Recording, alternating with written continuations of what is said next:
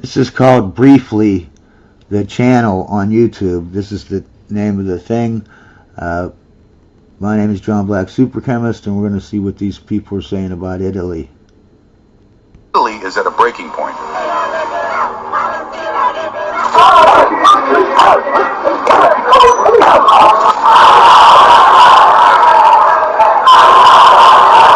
A once Christian nation now faces a tidal wave of Islamization. Churches defaced, crime surging, entire neighborhoods transformed beyond recognition.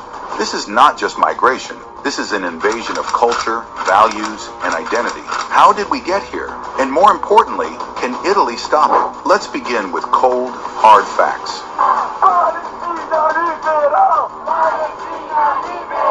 Over the past few years, Italy has faced a surge of illegal Muslim immigrants, with thousands arriving via the Mediterranean.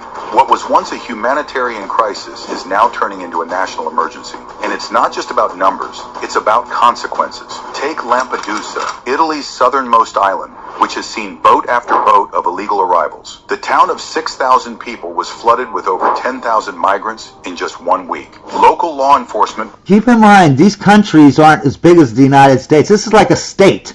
You know, France, you know, England, Germany, these are like one single state.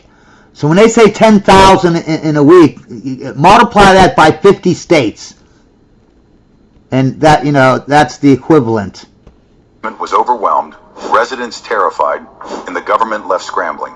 Violence erupted between migrant groups, riots broke out, and law and order collapsed. In a shocking incident, a Muslim immigrant wrote Allah inside a church in Italy, then vandalized locals' cars with the same writing. And then Milan was rocked by a series of violent incidents: rapes of Italian women, fires, devastation, and attacks on police with stones. In Trieste, the situation is equally grim. Over the past few months, 15,000 illegal Muslim immigrants from Pakistan and Afghanistan have invaded the city via the Balkan route. Not coincidentally, Trieste now holds the highest number of reported sexual violence cases in Italy. Locals know exactly why. Italy's Muslim population is now at an all-time high.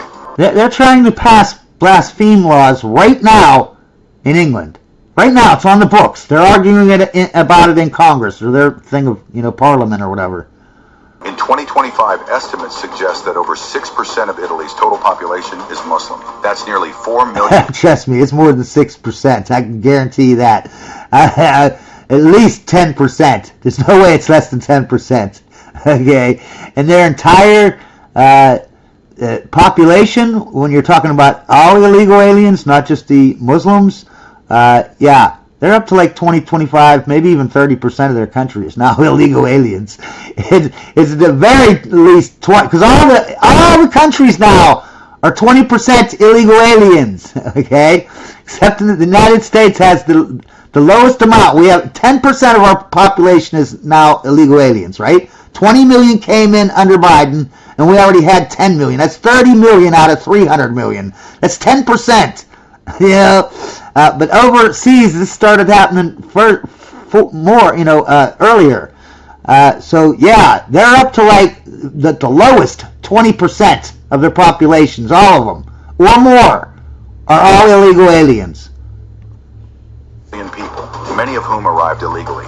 Compare this to just 2 decades ago, when this number was barely a fraction of what it is today. But here's the real question. When does migration become more than just numbers? When do we stop calling it immigration and start calling it transformation?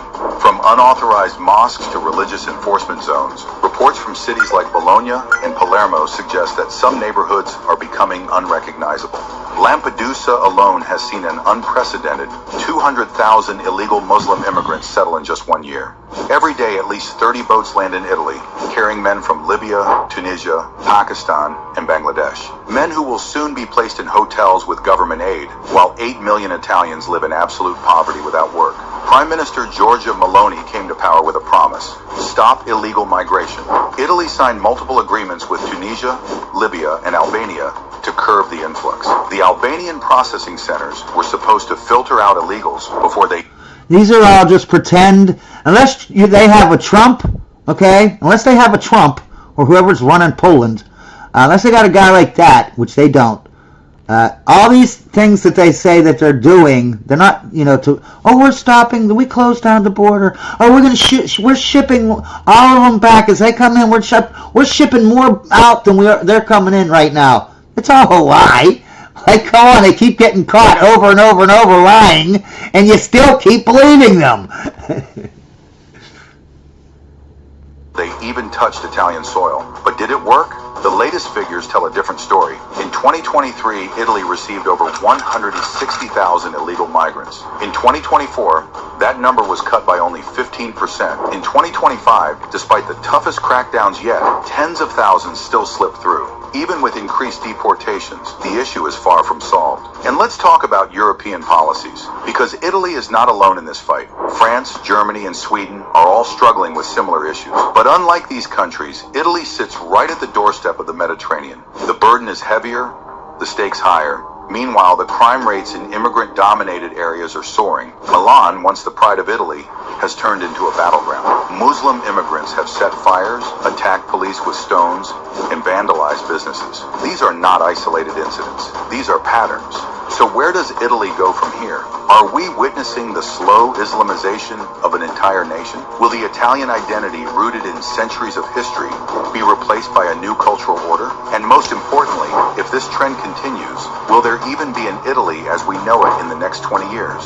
Will the streets of Rome, Venice, and Florence still echo with the sounds of Italian culture, or will they be unrecognizable? Will the government act decisively before it's too late, or will history remember this as the moment Italy lost its identity forever?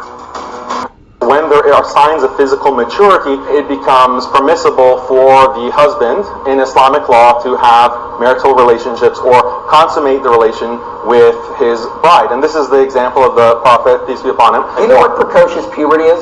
Starting puberty unusually early. Is there anything in Islam that prevents you from, a man marrying a 5-year-old that started precocious puberty?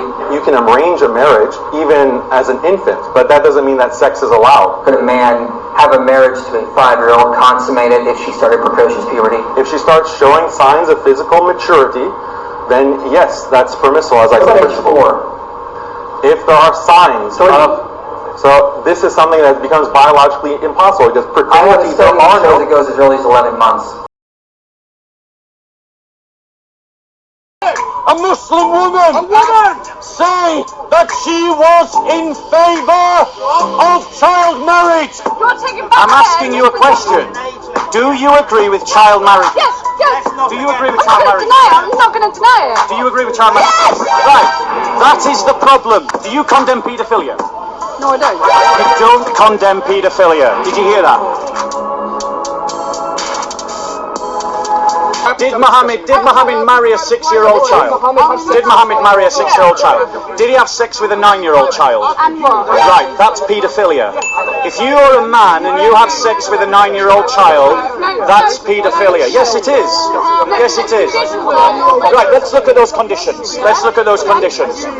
To consent to marriage, you need to be a mature adult, don't you? Yeah. Are you telling me a mature adult is not a 6-year-old? Are you telling me that a 6-year-old is a mature adult? One second, a 6-year-old child? Listen, don't worry about a 6-year-old child. No, let's worry about a 6-year-old child. You brought him to me. About the man, yeah? Right. You know what I mean? No. When a woman starts, A 6-year-old child. Her period. A 6-year-old You know what I child. mean? No, we're talking about the marriage. Okay. She was prepubescent at the point of marriage. The nikah was given at 6. She hit puberty at 9. That means Muhammad married someone who, by your definition, was a child. Do you agree? Yes, I do agree. Right. So you agree with child marriages? No, I don't agree. So you don't agree? Right, Listen, go on. No, because one, she started her period, do you know what that means? Not at 6. No. Not at 6. Yeah, but she has started... Not at 6. Listen, by the time she left the house to go and leave the house, yeah? Not at 6. Listen. Not at 6. She left the house at 9. She was 6 when she got married. It does matter. Do you agree with child marriages? Yeah, but you're... Do you agree with child marriages? You are Do you agree with child marriages? You're being too emotional. I'm asking you. You're taking back I'm asking you a question. Do you agree with child marriages? Yes, yes. Do you agree with I'm child not going to marriages? deny it. I'm not going to deny it. Do you agree with child marriages? Right. That is the problem. The Muhammad's example has led you to the conclusion. Muhammad's example has led you to the conclusion that child marriages are okay. That's a problem. That's why it's a problem. If she was just a pedophile and it wasn't deeply ingrained in her society that it's okay, she would have hid it. You know what I mean? But it's so prevalent throughout her society where she came from, right? That it's commonplace to think that pedophilia is okay. You know what I mean? If I'm not right, then why is she acting like it's normal to say that? So tell me why Muhammad married a 6-year-old who was prepubescent, right? Meaning, and then had sex with a 9-year-old. The reason why this is important, right, is because of Muhammad's example, you have just said on camera that you're in favour. That's fine. But you've just said on camera, a human being, and a human being with a conscience, and a human being with the ability to reason. Now, in Islam, is it right to marry people who are not mature? No. Right. Is a child, prepubescent child, immature? I don't sugarcoat things. Fact is, she was 6 and then 9 when she consummated the marriage, yeah? They got married when she was 6. Right. Yeah? Should you marry an immature child? Well, obviously, her parents went along with it, yeah? But That's not my question. Yeah, it is, because the child... No, my question was, her parents were... should you marry an immature child? Should you marry? Would you let a 6-year-old child marry? But yeah, because you're thinking so small. You're not opening your mind No. up. There's nothing to open your mind up to. That we're talking about a child who cannot make an informed choice. An informed choice requires emotional maturity, and a 6-year-old child does not have emotional maturity. Your dimmy. No one is your dimmy, and we don't care about your supremacies. Give a f about you. Listen, yeah. Go on. Justify marrying children. No. Just justify marrying children. Back then. Go on. What? I know he's a little quite. Yeah, back then. You know I was a choir boy. Based on what information? Look at you. Look at me. That's your argument. This is how you're deciding facts. I'm a little pretty boy over there. Is this how you're deciding facts? Listen to the arrogance and the conceitedness in your own heart. What are you giving me? Because I'm condemning a paedophile. Do you condemn paedophilia? No, I don't. You don't condemn paedophilia. Did you hear that? She does not condemn paedophilia. You said that. No one put those words in your mouth. Do you condemn paedophilia? Try again. Do you know what? Do you know what paedophile is? Yes, someone who has sex with a child. Do you condemn it? Yes. Do you condemn it? I'm the priest and the choir boys. I condemn those as well. I condemn those as well. Yeah, so answer my question. Do you condemn paedophilia? Do you think you're bothering me? No, I'm asking you a question. I'm not trying to bother you. I'm trying to get you to use your I'm trying to get you to use your reason. Listen, I use your reason. I love Christianity. You know, clearly not, because now you've just said on record you agree with child marriage and you do not condemn paedophilia. The only difference, like Christianity and Muslims, they're the same thing. They got the same beliefs, man. The only difference is the Christians are not. The Christians are cherry pickers. Therefore, they're hypocrites, but they're not evil.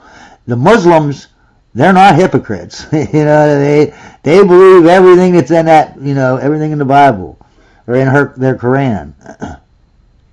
Even the evil parts. You know, they don't cherry pick like the Christians do. If the Christians didn't cherry pick, they would be just as nutjobby. They have just the same nutjob things in the Bible. They're the same Bible, for God's sakes. What the heck? What's funny is that, you know, all this stuff like the pedophiles and the this and that, it's all in the Christian Bible too. I mean, literally, the Quran is 95% of the Bible. 95% of the Quran is from the Bible. So don't act like it's only like 5% of it that's not from the Bible. Don't act like you just don't overlap and believe the same damn things. You know?